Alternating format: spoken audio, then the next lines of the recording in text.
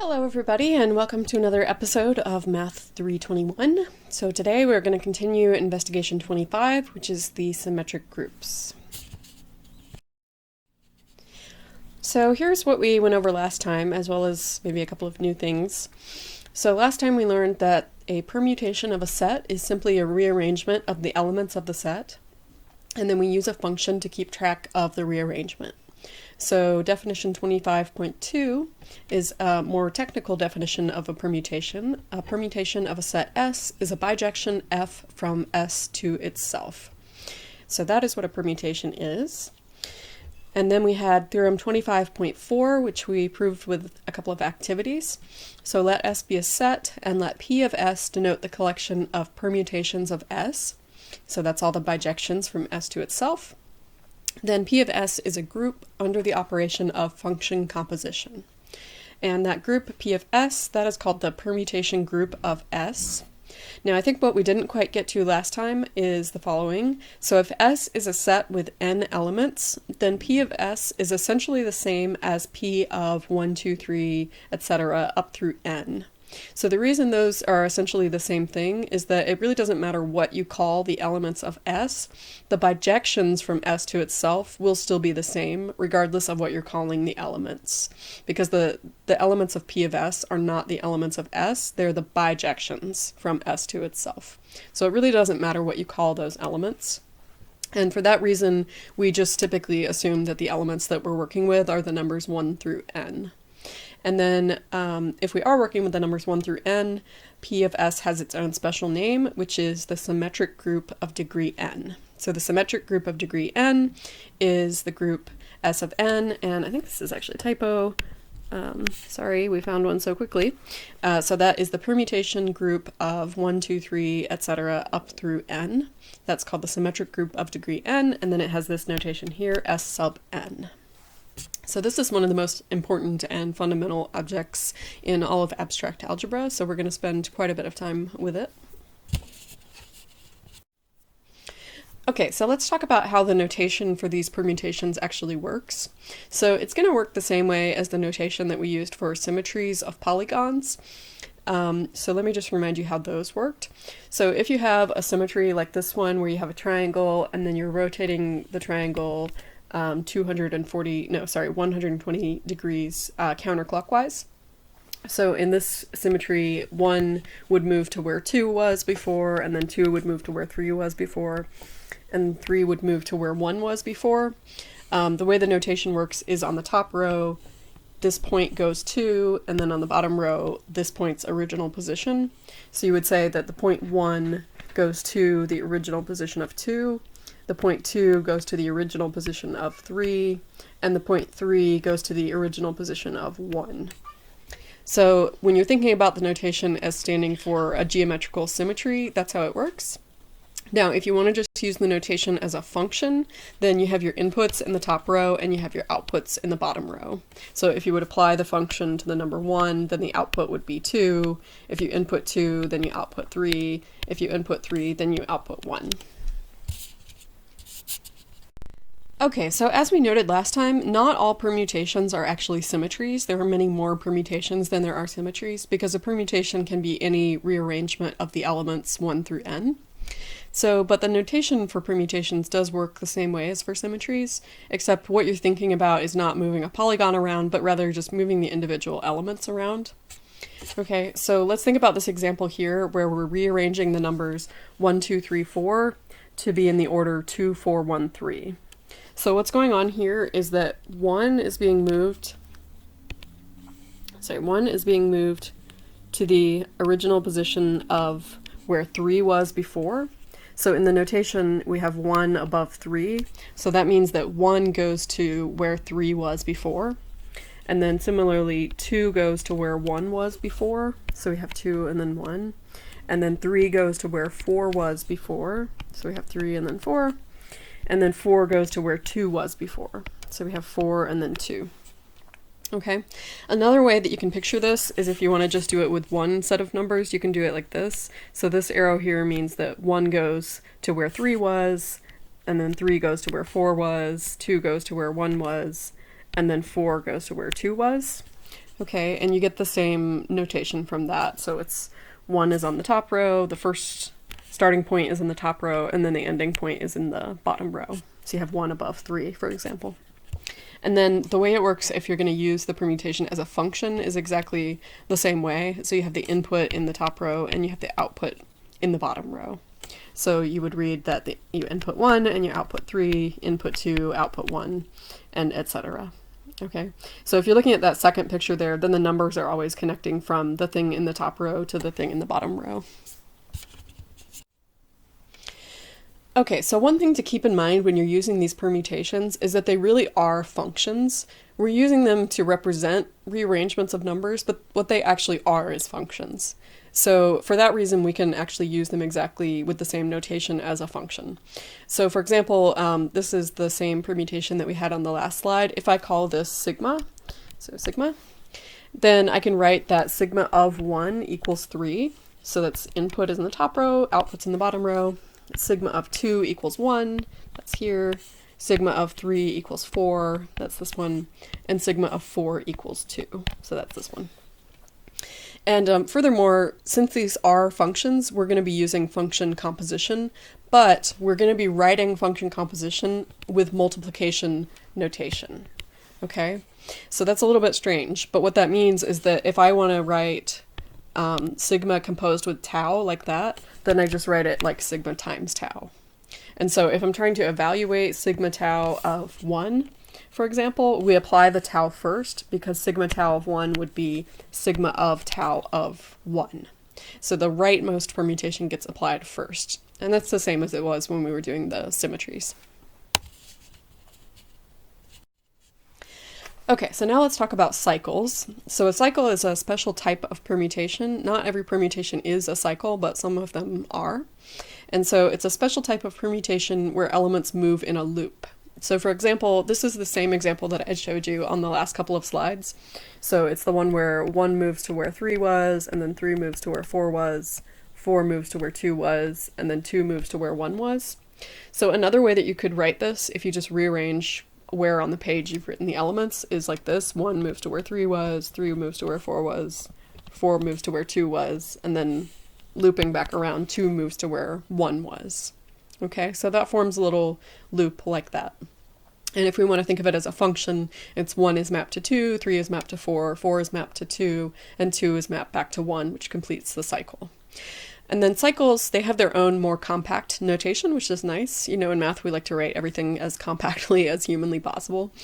Not only is it because we're lazy, I mean, we are lazy because we're humans, but it's also because it sort of takes up less room in your brain that way, so you have more space to think of other things. So the way this notation works is like this. So you're writing the little loop. So it's like 1 goes to 3, 3 goes to 4, 4 goes to 2, and then 2 goes back to 1. So that notation works like a little loop.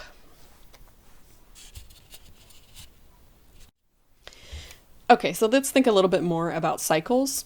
So if an element from the set is not present in the cycle notation, it's assumed that that element will be mapped to itself. In other words, that element is not moved by the rearrangement.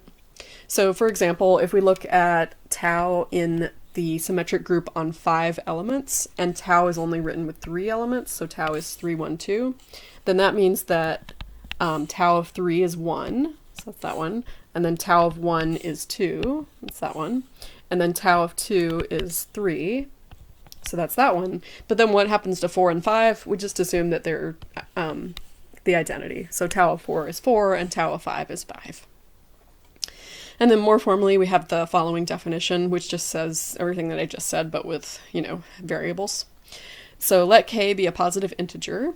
Then a k cycle is defined as the following. So let's call it alpha. Then it's going to have k elements in it. So a1, a2, a3, ... up through ak minus 1 and ak. And this is the permutation where when you input a sub I, it outputs the next element in the cycle. And it does that for all of the elements with subscripts from 1 through k minus 1, except for the last element, which then gets looped back to the beginning of the cycle. So the last element is ak, and that gets mapped back to a1. And then what happens to the elements that are not mentioned in the cycle? So alpha of j will be j itself, for all of the j's that were not actually in the cycle. Okay, does that make sense? I hope so. All right, so let's try this activity here. So go ahead and pause the video and try this, and then we'll go over it.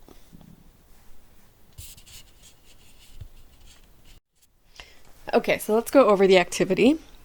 So to figure out which of these is a cycle, I'm just going to start with a random element and then just see where it gets mapped to and keep following along in a loop until I get back to where I started at. Okay, so I'm going to start with 1, and then 1 gets mapped, so 1 was here, so 1 gets mapped to 6. And then where does 6 go? So 6 is here, and then 6 goes to 4. And then 4 is here, so 4 goes to 3. And then 3 is here, and 3 goes to 5. And then 5 is here, and 5 goes to 1. Okay, so 5 actually went back to the start like that. Okay, so I do have a cycle on at least those 5 elements. And then if I look at the other elements that were not in my cycle, they are both the identity map, so 2 just goes to itself and 7 goes to itself. So this permutation here, it does equal the cycle 1, 6, 4, 3, 5. Okay, so that is a cycle. Okay, let's look at the next one.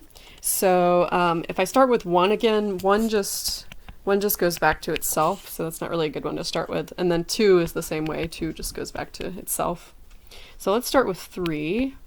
So 3 goes to 4, and then 4 goes to 6, and then 6 goes to 7, and then 7 goes to 3, so that's back to the start of the cycle.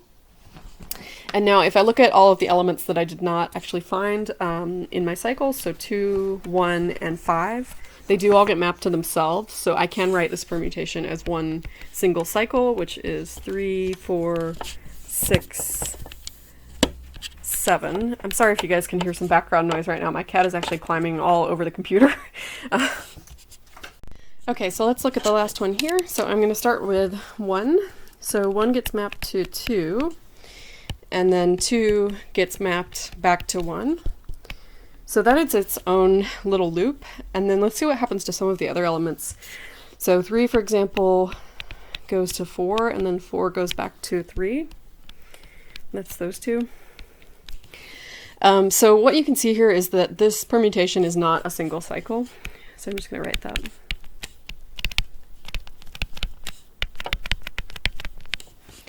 Okay. Okay, so now let's go over the concept of the cycle decomposition of a permutation. So we saw on the last activity that not every permutation can be represented as a single cycle. So here's another example where it cannot be represented as a single cycle. So this is rho in S4, and this permutation, it maps 1 to 2 and then 2 back to 1, so that's the cycle 1, 2. And then it maps 3 to 4 and 4 back to 3, so that's the cycle 3, 4. So what we can actually do though is we can write rho as either the cycle 1, 2 composed with the cycle 3, 4, or as the cycle 3, 4 composed with the cycle 1, 2. Either way. So let me just show you why that is possible to write it like that. So let's call rho 1 the cycle 1, 2, and then call rho 2 the cycle 3, 4. Then what happens when you compose rho 1 with rho 2 is you get rho, and so here I'm just showing you why that is the case. So you have rho 1 on the outside and then rho 2 on the inside. And so for 1 and 2, when you're evaluating rho 2 is the identity for 1 and 2, so you just get 1 and 2 again. And then when you're evaluating rho 1, you do get the movement or the swapping of 1 and 2. And then the other way around for for 3 and 4. So on rho 2, 3 and 4 get swapped. And then at the end when you do rho 1, it's just the identity. Okay, so that's why it works to compose 2 cycles like that. As long as the cycles are disjoint, you can do that. And we call rho 1 rho 2. That is called the cycle decomposition of rho. Okay, so if you want to find a cycle decomposition, there's actually a pretty easy way to do it. So you just start with 1 and follow along the cycle until you get back to 1, just like we were doing on that last activity. And then you start with one of the elements that you didn't find in the cycle with 1, and do the same thing. Just keep following along the elements until you get back to where you started at. And just keep doing that until you've gotten all of the elements. So let's look at an example here. So I have 1, 2, 3, 4, 5, 6, 7, 8, 9. So that is in S9, and then they're being mapped to various places. So if I start with 1, then 1 goes to 3, 3 goes to 4, 4 goes to 2, 2 goes to 6, and then 6 goes back to 1. So that's this sequence right here, and that is the cycle 1, 3, 4, 2, 6. Now we didn't reach 5, 7, 8, or 9, so we can start over again with 5, let's say. So 5 goes to 7, and then 7 goes to 9, and then 9 goes back to 5. So that's this sequence here, and that's the cycle 5, 7, 9. And we also did not reach 8 on this second cycle either, but 8 does get mapped to itself, so we don't have to worry about 8. So in all, we can find that sigma is the composition of those two cycles. So that's how you find a cycle decomposition. Okay, so here's an activity where you are to find a cycle decomposition for these permutations. So go ahead and pause the video and give this a try.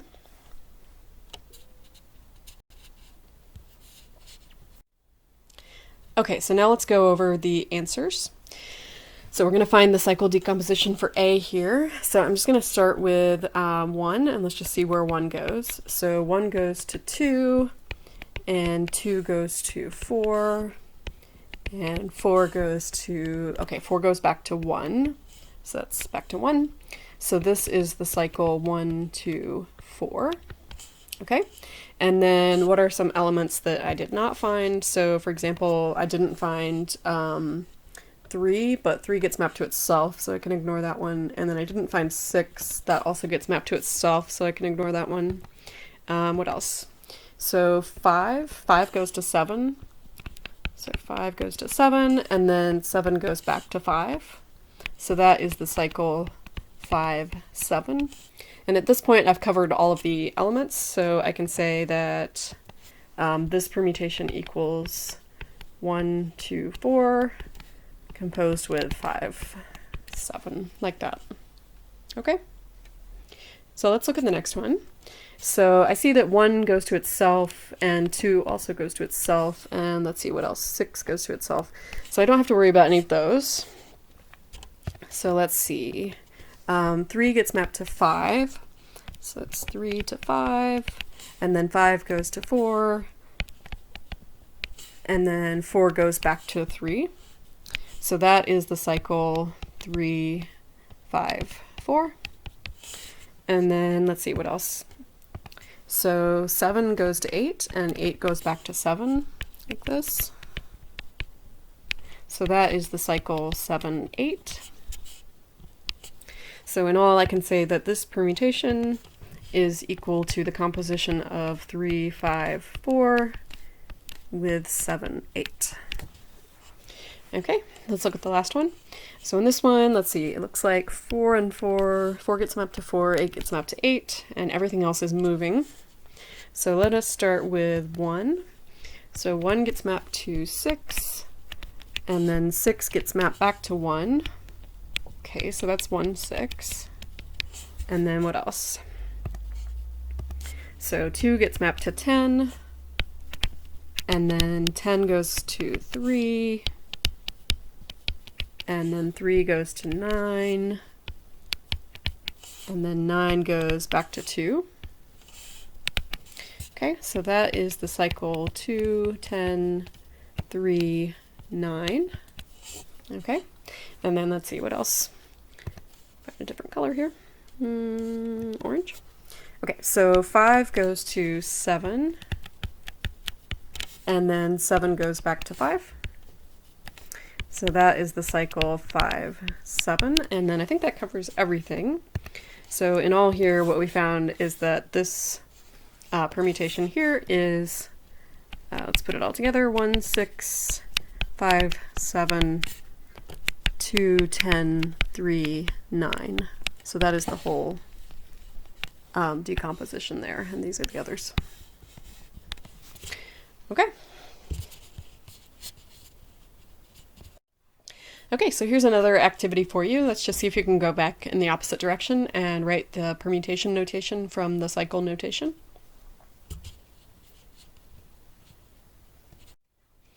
Okay, so let's go over the answers. All right, so what I'm going to do is, this is in S6, so my permutation notation is going to have 1, 2, 3, 4, 5, 6 on the top. It's traditional to write them in order like that. So let's see, 1 is going to go to 3, and then 3 is going to go to 5, 5 is going to go to 6, and then 6 is going to go back to 1. So 1. All right, and then 2 is going to go to 4, and 4 is going to go back to 2. So that's my permutation notation. Let's try the second one here. So I'll just write the numbers first.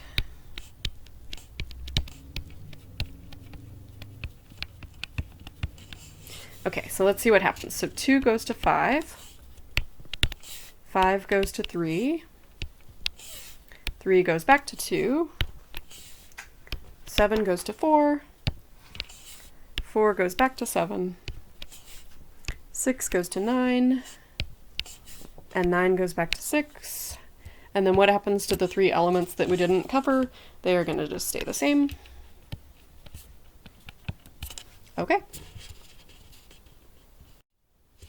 Okay, so now let's talk about the concept of disjoint cycles, and this will lead us into a really interesting theorem. So here we have definition 25.10, 2 cycles, sigma equals a1, a2, dot, dot, dot, ak, and tau equals b1, b2, dot, dot, dot, bm, are called disjoint if ai is not equal to bj for all of those i's and j's, where I is between 1 and k, and j is between 1 and m. So basically all of the entries of sigma and tau have to be completely different from each other. There cannot be any overlap, and that is called disjoint.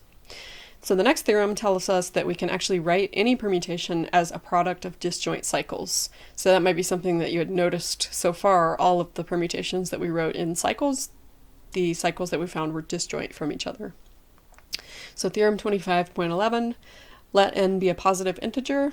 Every permutation in Sn is either a cycle, or it can be written as a product of disjoint cycles. So I'm actually going to go through the proof of this because we have enough time. It's a little bit long, it's going to be 4 slides, but I think hopefully it will be understandable to you. So let's do it. And my proof is going to actually be a little bit different from what was in the textbook, so if you want to read both of them, I think you could learn more that way. Okay, so here's my proof, and note the book has a different, more formal version of this proof. So we're going to let n be a positive integer, just as is written in the theorem statement. And then what we're going to do is we're going to use strong induction. So let p of k, so it's not p of n, it's p of k. Let p of k be the statement, any permutation in Sn which permutes k elements is a cycle or can be written as the product of disjoint cycles. So we're not permuting over the number of elements in Sn, we're actually permuting over the number of elements that are moved by the permutation. So what I mean by permuting an element, that means mapping an element to an element which is not itself. So for example, the identity permutation, that permutes 0 elements. Okay, so for example, if my permutation only swaps 2 elements, then that would permute 2 elements and no more. Okay, so you can be an element of any of these symmetric groups like S10, S100, S1000, and still permute only maybe 2 or 3 elements. Okay, so for the basis step, we're going to show that P of 0 is true. So let sigma in Sn be a permutation which permutes 0 elements. Because remember, the statement P of 0, that's the statement any permutation in Sn which permutes 0 elements is a cycle or can be written as the product of disjoint cycles. Okay, so we're going to let sigma in Sn be a permutation which permutes 0 elements. Okay, well, if the permutation sigma permutes 0 elements, then it's not changing any of its elements. So that's the identity permutation. And you can always write the identity permutation like this. It's just like a really boring way of writing it. So those are all cycles which are 1 element long and they are disjoint from each other. Okay, so now for the inductive step, we're going to assume that P of 0 is true, P of 1 is true, P of 2 is true, all the way up through P of j is true. So this is assuming that any permutation in Sn which permutes j or fewer elements can be written as a product of disjoint cycles or is a cycle itself. So we're going to show that P of j plus 1 is true. That's just how you do induction. Okay, so how are we going to do this? We're going to let sigma be in Sn and let sigma be a permutation that permutes j plus 1 elements. So then what we have to do is we have to show that we can write sigma as a cycle or as a product of disjoint cycles. Okay, so let x1 be an element that is permuted by sigma. Then what we're going to do is we're going to find x2, which is sigma of x1. We're going to find x3, which is sigma of x2, and we're going to go so on and so forth. Keep finding x4, x5, just keep plugging in each of these into sigma, etc., until we get back to an xi where sigma of xi is x1. So basically we're making a little loop here. We're making x1, x2, x3. We're finding where sigma moves each of these two until we get to xi, and that'll be the last one that gets mapped back to x1. Okay, so it's that same process we were doing in the activities before. Now we know that we must eventually find such an xi that maps back to x1, because the fact that sigma is a bijection means that every of these xi's in this list is distinct. So eventually we're going to run out of elements. Okay. So once you have found that, then we're going to call tau that cycle that we just found. So tau is the cycle x1, x2, dot, dot, dot, up through xi, that cycle that we just found.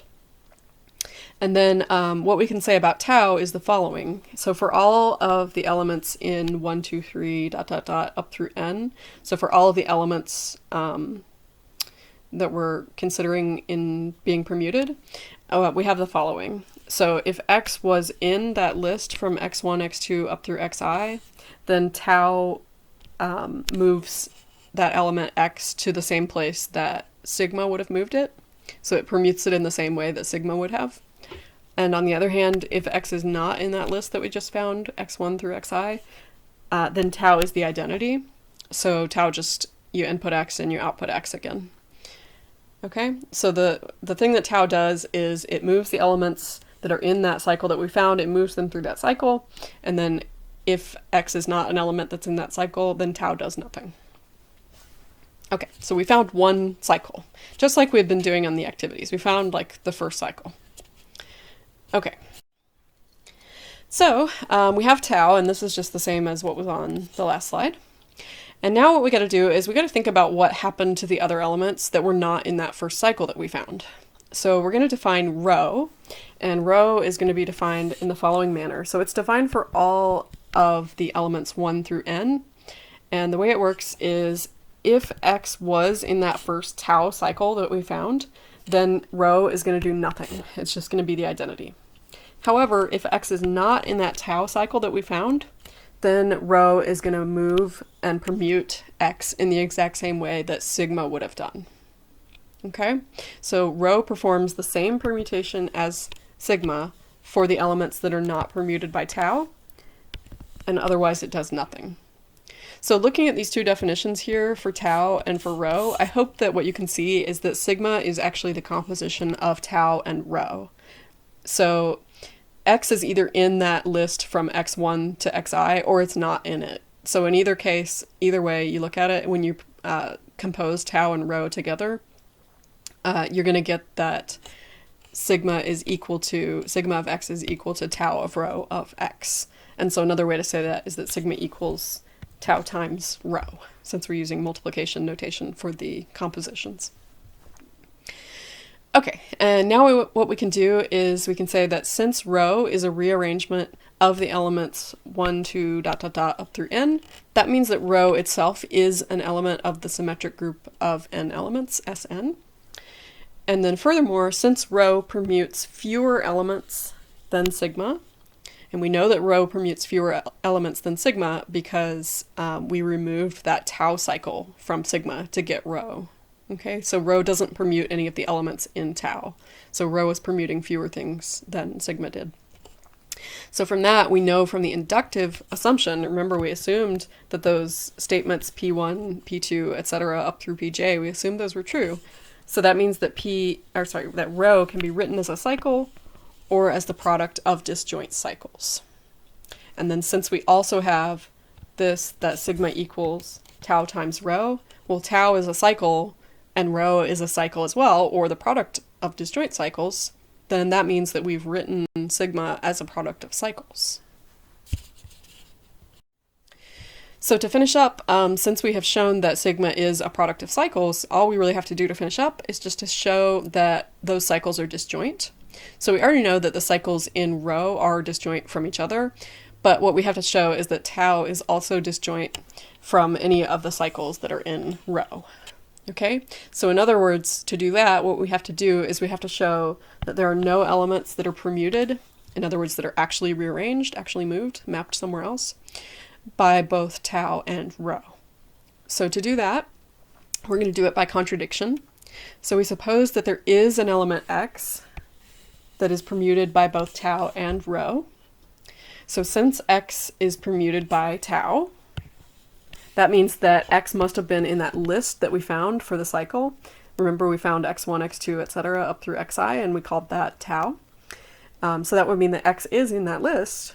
But then by definition, remember, the way we defined rho is that for things that are in that list, rho doesn't move them. Rho is just the identity for things in that list. So actually, x is not permuted by rho, because it's not output to a different element by rho. So that's a contradiction, because we assume that x was permuted by both tau and rho. So since we got a contradiction, our assumption that there was an element permuted by tau and rho must have been wrong, so there are no elements that are permuted by both tau and rho. So that means tau is disjoint from all of the cycles in rho.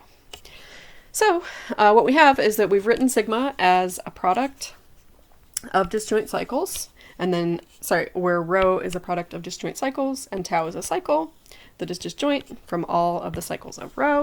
That means we have written sigma as the product of disjoint cycles, and so we have proven that P of j plus 1 is true. And so since we did the basis step and we did the inductive step, then by the principle of mathematical induction, P of k is true for all the integers k with k greater than or equal to 0. And that's it. Okay, so last activity for the day, 25.12. List all the elements in S3 in permutation notation. I'll just give you a little hint here that there's only 6 of them, so it shouldn't take too horribly long. And then you're going to list them in cycle or product of cycles notation. You're going to construct the operation table and then answer whether S3 is an abelian group. So go ahead and give this a try, pause the video, and then we will go over it. Okay, so let's go over parts A and B here. So first I'm going to list all the elements. So there's a systematic way to do this. What you really have to think about is all the different ways of ordering the numbers 1 through 3. So there's only 6 different ways to do that, 3 times 2 times 1 ways to do that. So I'm just going to list them all here kind of quickly. So 1, 2, 3. So the tops are all going to look the same way. They're just going to be 1, 2, 3, and then it's the bottoms where I'm going to think about how to rearrange those numbers. My cat has joined us, and I'm hoping that he's going to behave himself, but we'll see. Okay, so the first way to do this is to just not rearrange at all. So this is just the identity. And then the second way, so I'm gonna start with all the ones that start with 1. So this will be, I did 1, 2, 3, so now I'm gonna do 1, 3, 2. And then I'll do all the ones that start with 2. So this will be 2, 1, 3, and then 2, 3, 1. And then I'll do all the ones that start with 3. So 3, 1, 2, and then 3, 2, 1. Okay, so now I'm going to write these in cycle notation. So for the first one, I'm just going to write it like this, just like 1 by itself. And then by that, I mean 1 is mapped to itself. And then because 2 and 3 are not mentioned, those are also assumed to be mapped to themselves. Okay, and then for the second one, okay, so what happens? So 1 is mapped to itself, and then 2 and 3 are swapped. So that's I can do it like that. So 2 goes to 3, 3 goes to 2, and then 1 is assumed to be mapped to itself. Okay, for this one, I have a similar situation. So 1 and 2 are swapped, and then 3 stays where it was. Okay, so this one, let's see, what happens here? So everything is being moved here. So let me think. Okay, so 1 goes to 2, and then 2 goes to 3, and 3 goes back to 1. So that's that cycle. And then for this one, 1 goes to 3, and then 3 goes to 2, and then 2 goes back to 1. So that's that. And then this one, 1 goes to 3, and then 3 goes back to 1, and then 2 stays where it was. So these are my 6 elements. It's kind of interesting that I only needed 1 cycle to write all of them. Okay, so now let's try constructing the operation table, and this could be potentially kind of tricky. Okay, so let's give it a try. So I'm gonna just list these in numerical, like alphabetical order, basically. So 2, 3, 1, 2, 3, and 1, 3, 2. Okay, and the same across the top. 1, 1, 2, 1, 3, 2, 3, 1, 2, 3, and 1, 3, 2. Okay.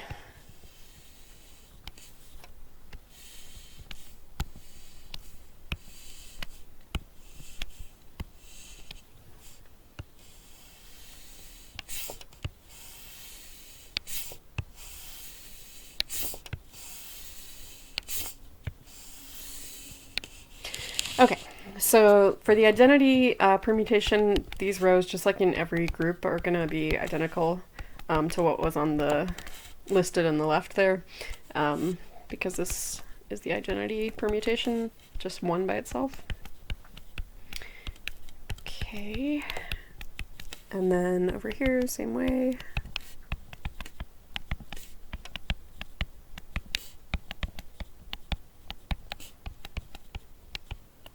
Okay, so those are the identity rows. And now we have to really think about what we're going to do here. Okay, so let's look at 1, 2 composed with 1, 2. So 1, 2 composed with 1, 2, that swaps 1 and 2, and then it swaps them again. So this is actually going to be the identity right here. So that's cool. And then 1, 3 and 1, 3 is going to be the same way. So it swapped 1 and 3, and then it swaps them again. Okay, and then same thing with 2, 3, it's swapping and swapping back. All right, so where it starts to get tricky is where we're doing ones that are not like that. Okay, so let me think about how I would compose, for example, 1, 2, and 1, 3. So what's going to happen? Where is 1 going to be moved to? So 1 starts out by going to 3, and then so that's in this cycle right here, 1 goes to 3. And then where does 3 go in here? Well, 3 is not mentioned, so 3 goes to itself. So that means in all, after both permutations are applied, 1 goes to 3. Okay, and then where is 3 moved to? So 3, in this cycle right here, it goes back to 1. And then here is 1 over here, and 1 goes to 2. So in all, 3 is being moved to 2. Okay, so the element that I get here, I don't really even need to check anything else because I only have 6 elements that this could be, and there's only one of them that does 1 to 3 and then 3 to 2, and that's the one that also moves 2 back to 1. Okay, so that's really all I need to check there. So that is 1, 3, 2. And then I can do a similar logic here for 1, 3, and 1, 2. Okay, so think about where 1 gets moved to. 1 gets moved first to 2. And then by the other permutation here, 2 doesn't get moved at all. So 1 is still just going to 2, and then 2 is going back to itself. And then where does 2 get moved to? So 2, first it goes to 1, and then 1 goes to 3. So 2 is being moved to 3. So this is going to be 1, 2, 3. I hope this is making sense to you.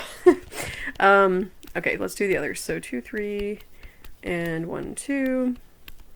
Okay, so 1 is going to be moved to 2, and then 2 is going to be moved to 3. 3 stays where it is, and then it gets moved to 2. Okay, let's see if we can just do this whole column here. So this is going to be 1, 2, 3, 1, 2. Okay, so 1 gets moved to 2, and then 2 gets moved to 3. 3, in this one it stays where it is, and then it gets moved to 1. So that's going back to 1. So this is just 1, 3. Okay, and then let's do the last one. So 1, 3, 2, 1, 2. Okay, so 1 gets moved, first 1 gets moved to 2, and then 2 gets moved back to 1. So actually 1 doesn't move anywhere, and there's only one permutation that doesn't move 1. Well, there's the identity, and then there's also 2, 3, but we already used the identity up here, so this is going to be 2, 3. Because that Sudoku rule still applies for filling out these tables. Okay, let's keep going, and I'll just try to do the rest of this quickly. So 2, 3, and then 1, 3. Okay, so 1 gets moved to 3, and then 3 gets moved back to 2. Okay, and then 2, first it doesn't get moved here, and then 2 goes to 3. So this is going to be 1, 2, 3. Okay, 1, 2, 3, and 1, 3. Okay, so 1 gets moved to 3, and then 3 goes back to 1, so 1 is not moved, and we already used the identity here, so this must actually be 2, 3. So 1 doesn't get moved at all. And then by Sudoku logic, let's see, the only one I didn't use in this row yet is 1, 2. So this must be 1, 2. Oops, not with a comma. Okay, let's keep going. So 1, 2, and 2, 3. So 1 gets moved nowhere by that, and then over here 1 gets moved to 2. So this is 1 goes to 2, and then here 2 goes to 3, and then 3 doesn't go anywhere here, so this is 3. Okay, and then for the next one, 1, 3, 2, 3.